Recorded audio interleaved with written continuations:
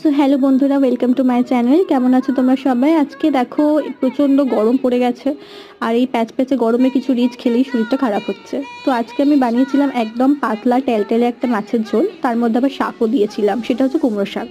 তো রেসিপিটা তোমাদের সাথে শেয়ার করি। প্রথমে এই মাছগুলোকে নুন হলুদ দিয়ে মাখিয়ে ভালো করে ভেজে নেবে, একটু লঙ্কা গুঁড়ো দিতে পারো। তারপরে আলুগুলো লম্বা লম্বা করে কাটা, সেটা একটু পাঁচফোড়ন দেবো তেলের মধ্যে, দিয়ে আলুগুলো দিয়ে ভেজে নেবো। আলুগুলো ভাজা হয়ে গেলে একটা টমেটো অ্যাড করে দেবো। তারপর একে একে নুন হলুদ গুঁড়ো লঙ্কার গুঁড়ো অ্যাড করবো। লঙ্কার গুঁড়োটা একটু কমই রেখেছি যেহেতু গরম খুব। তারপর একটু তো কাঁচা লঙ্কা অ্যাড করলাম এবং একটু জিরে আদা বাটা 1 চামচ দিয়ে একটু ভালো করে নাড়িয়ে চাড়িয়ে আমরা ওই শাকগুলো দিয়ে দেবো।